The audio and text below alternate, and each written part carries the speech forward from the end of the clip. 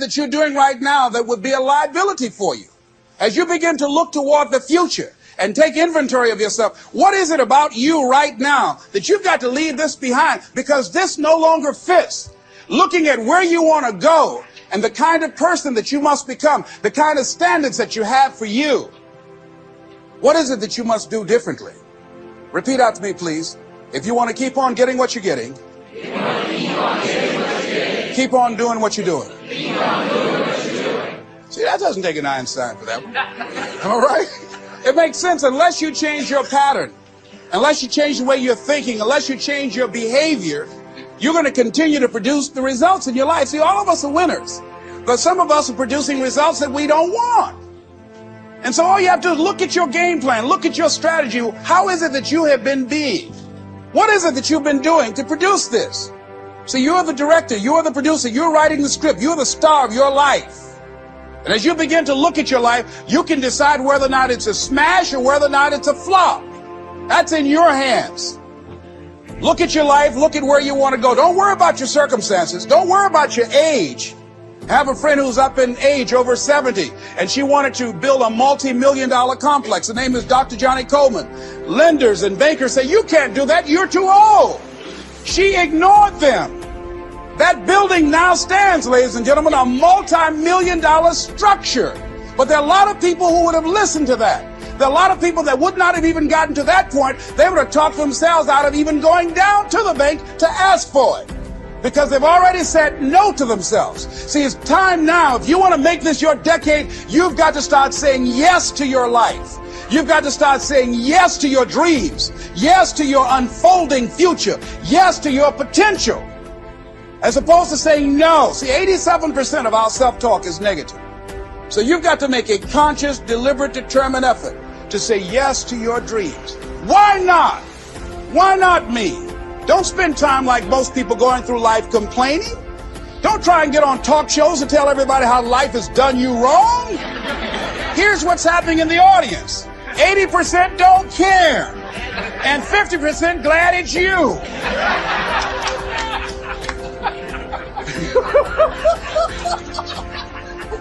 All right? So when you know that, you don't go around crying, oh, you know what they did to me. Who cares? Get away from me before they come back.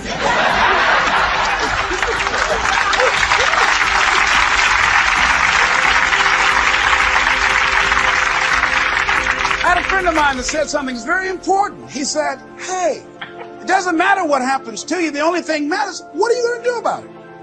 That's all that matters. Okay, life knocked you down. What are you going to do about it? How long are you going to sit there and say, you know what they did to me? How long? Who wants to hear that racket? Use that energy to get up from there and move on and get on with your life. You got to learn to let the past go so you can grow. Many people never act on their dreams because they allow their past experiences to determine what their possibilities are. Whatever you've done in the past, that's not a reflection of your possibilities. That's just a reflection of your consciousness. That's just a reflection of your development and your growth. The future is unfolding for you right now. The future is unlimited for you right now. No one knows where you can go. No one knows what you're capable of or what's possible for you.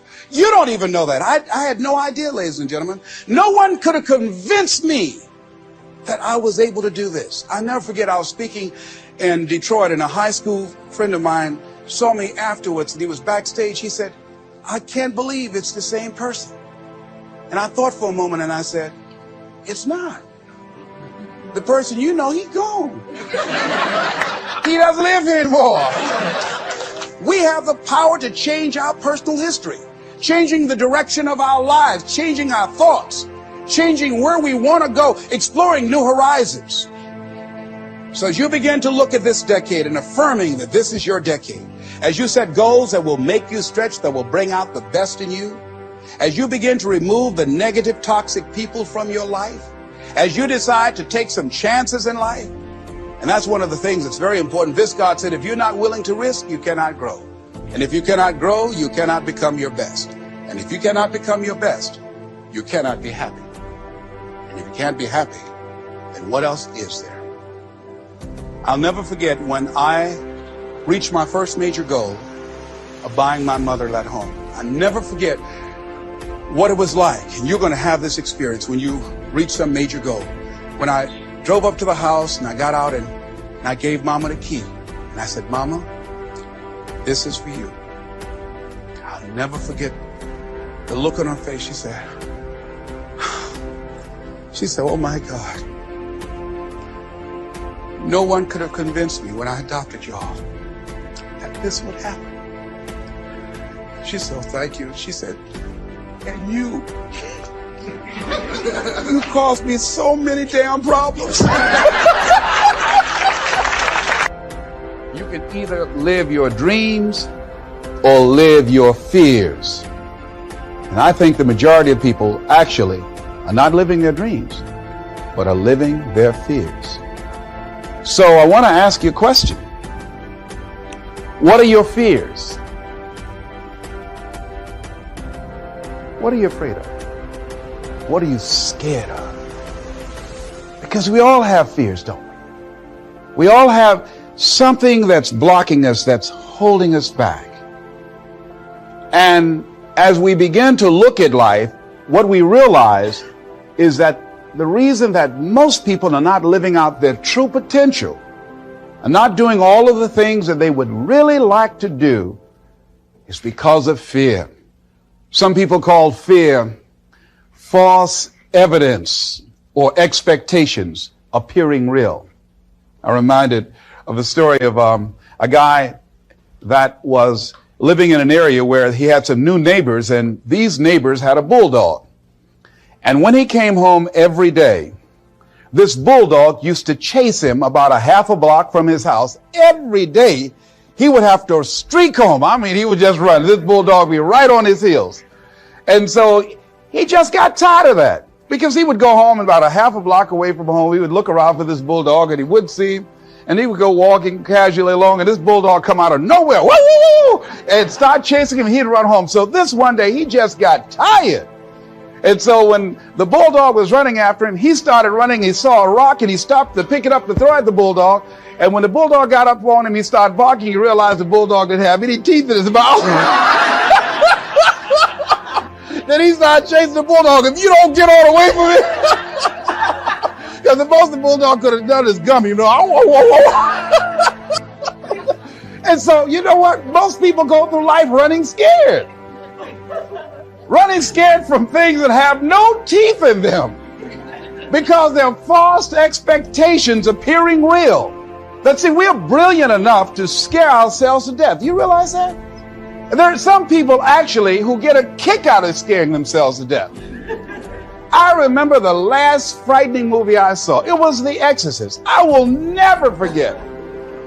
I was so frightened when I came home. I'll never forget. I drove in the driveway, and I had already called my former wife and said, listen, turn the lights on. I was coming in the driveway, and I was getting out of the car, and all of a sudden I couldn't get out. I started blowing my horn. I said, Madeline, they got me, they got me. She came to the kitchen with and said, take your seatbelt loose, fool. I said, oh, okay. I was frightened out of my wits.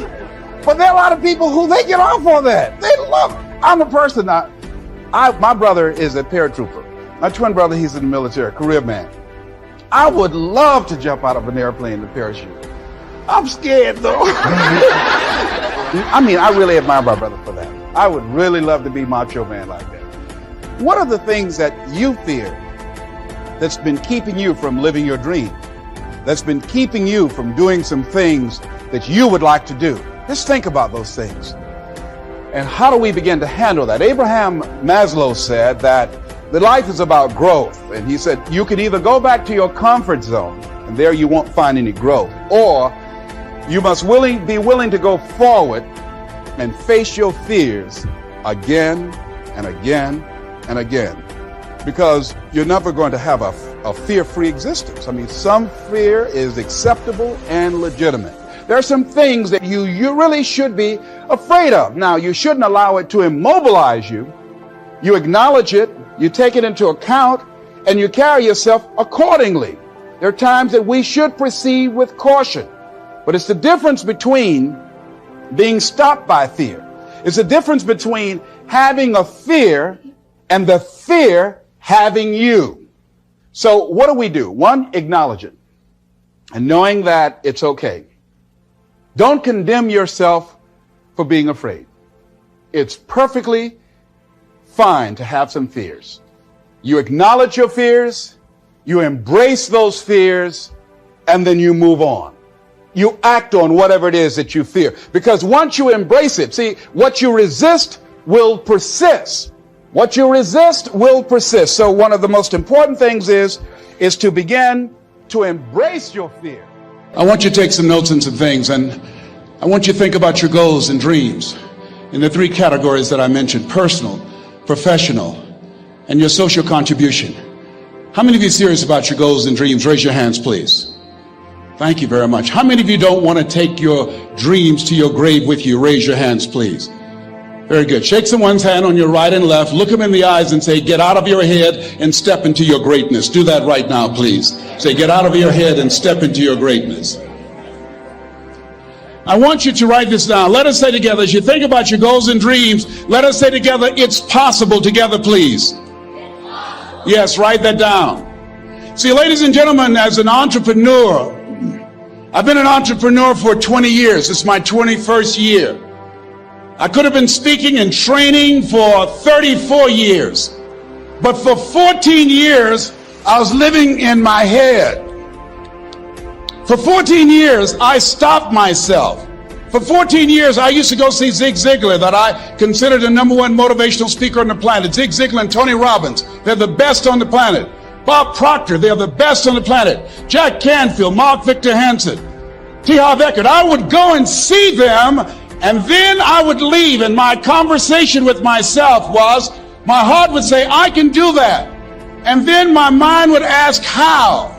How would you do that, Les Brown? See, when I was in the 5th grade, I was identified as EMR, labeled educable mentally retarded. Put back from the 5th grade to the 4th grade. I failed again when I was in the 8th grade.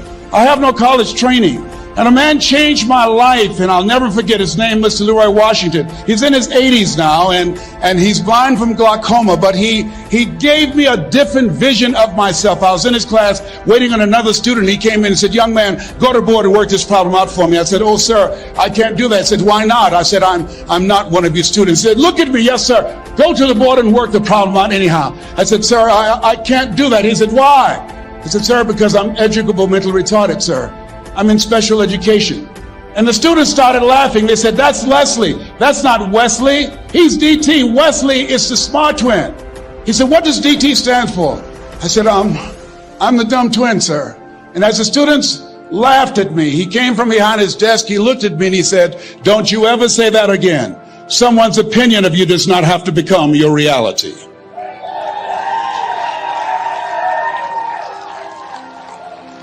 On one hand, I was humiliated, but on the other hand, I was liberated, because he looked at me with the eyes of Goethe, who said, look at a man the way that he is, he only becomes worse.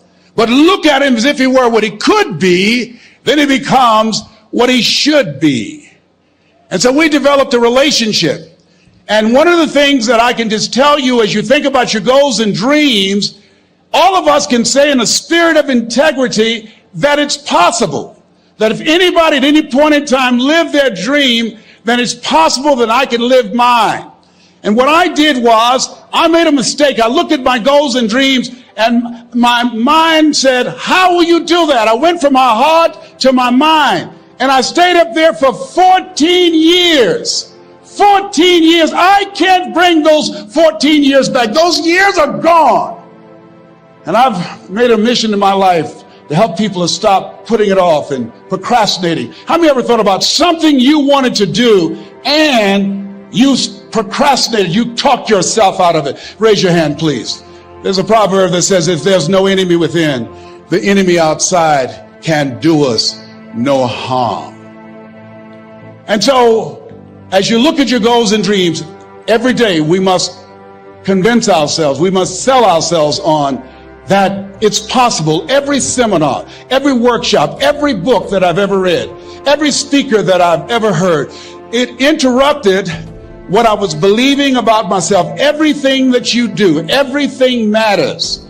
As you go through each day, I know now as I look back at age 63, looking at my life, everything matters. T. Harvey's right. How you do anything is how you do everything. And I realized that the choices I was making was based upon how I saw myself. Let us say together, it's necessary. Write that down. It's necessary as you look at your goals and your dreams, it's necessary that you have a strategy and a game plan to change the story that you believe about yourself.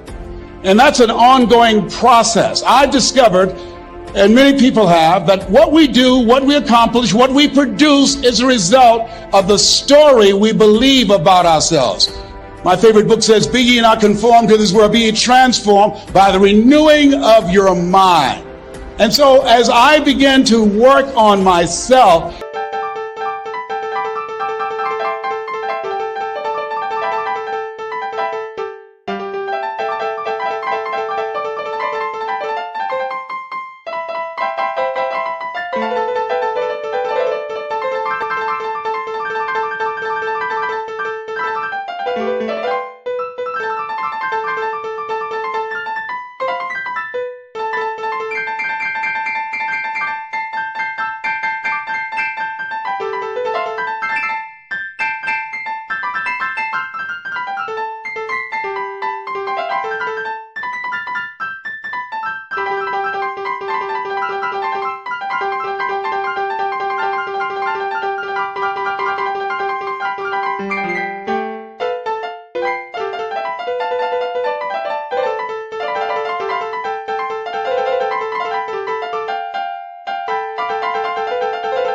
I realized that I'm getting out of one story and stepping into another story. As I become aware of some things, there's still some things I'm not aware of. So I'm still growing, I'm still developing. I'm like the lady who said, "Lord, I ain't what I want to be, ain't what I'm going to be, but thank God I sure ain't what I was." But I realized that you have to work on yourself on a regular basis, and write this down, for mental mindset. For mental mindset and stamina. Because things are going to happen to you. I believe that the reason that most people go to their graves with their talents and abilities and skills in them is because of the fact, number one, many are like me. They didn't know that they didn't know and thought they knew. I thought I knew myself, and I really didn't know myself as well as I thought. I've discovered that sometimes people can take you to a place within yourself that you can't go by yourself. The other reason is I was afraid. I never worked for a major corporation. I wanted to speak for corporations. I was afraid I would be exposed because I don't have a college education. I felt inferior because of the fact that I don't have a college education. I allowed that level of fear of failure to stop me. And because I never had any experience in it, I assumed that I could not do it. I was paralyzing myself by believing and assuming the limited part of myself as opposed to believing that I had something special. You have something special. There's something you want to do. Because you don't know how to do it doesn't mean that you can't learn. I like something that I heard. You don't have to be great to get started, but you have to get started to be great. Repeat after me, please. Leap and grow your wings on the way down. See, the people that will live their dreams, the 2% that will do that, these are, and write this down, become a risk taker. They're risk takers. They don't mind failing. They don't mind making mistakes. They're willing to take life on, take life in the collar. This, God said, if you're not willing to risk, you cannot grow. And if you cannot grow, you cannot become your best. And if you cannot become your best, you can't be happy. And if you can't be happy, then what else is there? I like what Helen Keller said. She said, life is short and unpredictable. Eat the dessert first. Here's something else. Write this down. Make it important to become financially independent. You know, people say money won't make you happy, but everybody want to find out for themselves.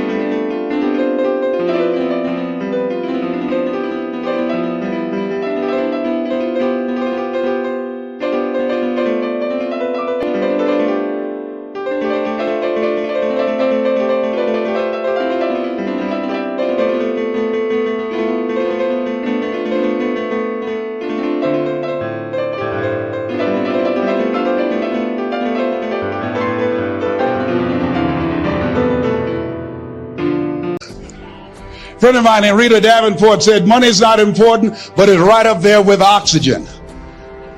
And let me tell you something, fellas, even if you're as homeless as I am, you got some money, some women will find something cute on you. Oh, he's got eyelashes like Tom Cruise. He's got to walk like Denzel Washington, you know. I used to be so broke I'd walk past a bank and trip the alarm. Creditors would call the house and my children would answer the phone and say, my daddy say he's not home. Repeat after me, please. I'll never be broke again.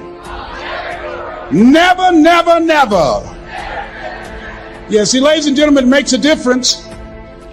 The only time I really appreciated having money was when my mother became ill. I was a state legislator in Columbus, Ohio from the 29th House District, Whitehall in the Upper Linden area. And my brother called me and said, Leslie, yes, Mama's been sick and we're going to put her in a nursing home. I said, wait a minute, Wesley, we can't do that. Get Margaret Ann on the phone. She's on the phone. Get Linda and Leonard. They're all here. What, Leslie? Listen to me. Mama used to work in a nursing home. She said she never wanted to go into one. I promised her when I was 10 that I would take care of her. We would do whatever was necessary to take care of her. He said, we knew you would feel like that. And this is why we did such a thorough job interviewing the various nursing homes. And we have found the one that's ideal, and Mama would love them. I said, hold it, just a minute. She didn't clean their behinds. She took care of us. See, I had a problem. I couldn't understand how one woman, third grade education, 46, domestic worker on Miami Beach, can raise 7 children who couldn't take care of themselves, but 7 children couldn't take care of one woman. I had a problem with that. I had a problem with that. So I resigned from the Ohio legislature and I went back to Miami to take care of Mama. And I'll never forget taking her to Jackson Memorial Hospital. And when we went in, the receptionist said, as she looked at my mother, looked at me, she didn't say, how are you doing? Are you uncomfortable? Are you in any pain? My mother at that time, she was in her 70s. The lady just said, what kind of insurance do you have? And I stepped forward and I said, she has Les Brown Unlimited. Give my mother.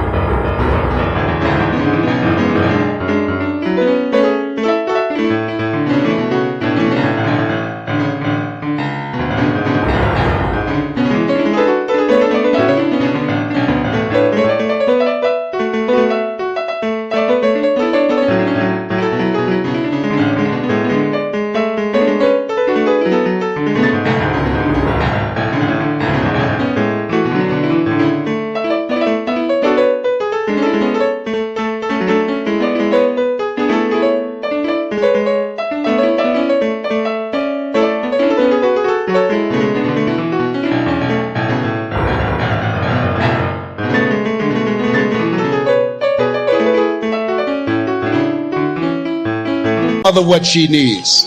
I can write a check for it.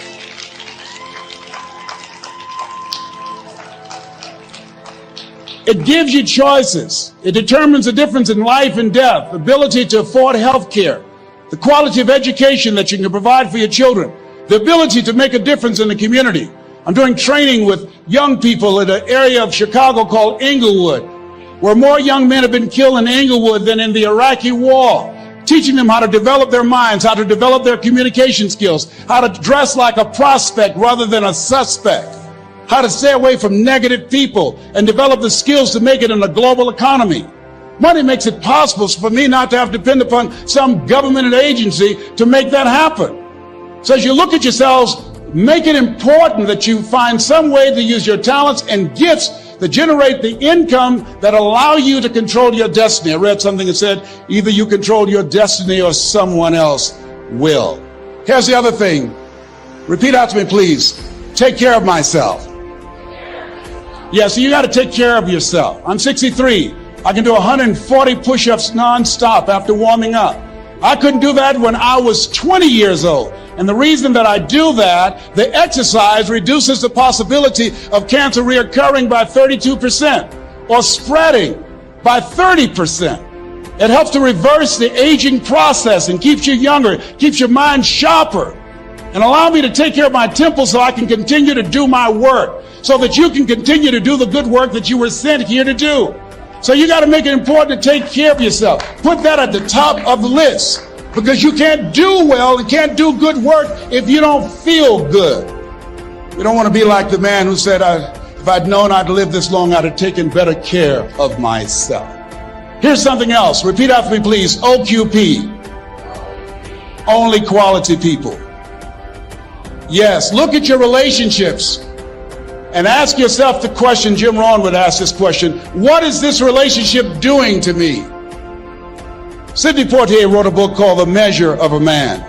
I love the tapes because I love his voice. He said, when you go for a walk with someone, something happens without being spoken. He said, either you adjust to their pace or they adjust to your pace. Whose pace have you adjusted to? MIT did a study.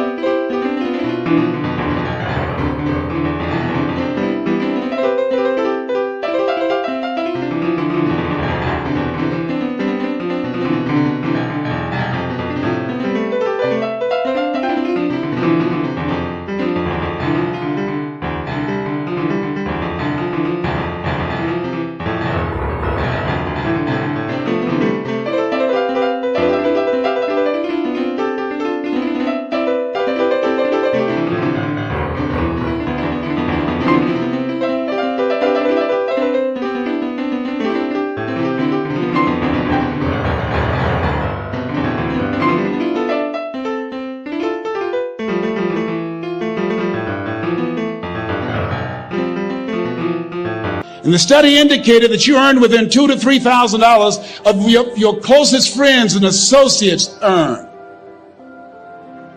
Who's impacting you? Who's in your ear? What influence do they have on you? Dr. Dennis Kimbrough said, if you're the smartest one in your group, you need to get a new group.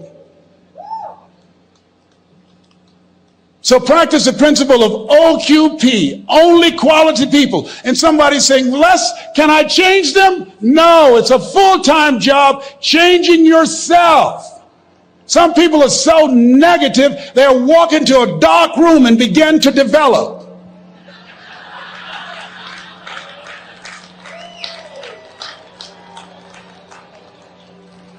My family members and friends call me crazy for going to seminars, spending money on books and tapes and going to seminars. When are you going to stop going? I said, when I die. That's when I'll stop. When does a man or woman die? When their dreams die. When do we die? When we stop developing ourselves, expanding our minds, challenging ourselves, raising the bar on ourselves. The best thinking that I had at that point in my life had produced this life that I have. I need some help. I'm where Einstein was. He said, the thinking that has brought me this far has created some problems that this thinking can't solve. I applaud you for investing in yourself, for coming here, flying thousands of miles, investing money in yourself. I can tell you, based upon my own experience, you have something special. You have greatness within you. What you're doing is different. You represent only 2% of the planet. One great American said, I choose not to be a common man. It's my right to be uncommon if I can. I seek opportunity, not security. I do not wish to be a kept citizen, humbled and dulled by having the state look after me. I want to take the calculated risk, to dream and to build, to fail and to succeed. I refuse to live from hand to mouth. I prefer the challenges of life to the guaranteed existence, the thrill of fulfillment to the still calm of utopia. I will never cower before the master, nor bend to any threat. It's my heritage to stand erect, proud and unafraid, to face the world boldly and say, this I have done. That's what it means to be a part of peak potentials. Your unquenching desire, an uncommon desire to manifest your greatness. Give yourselves a round of applause.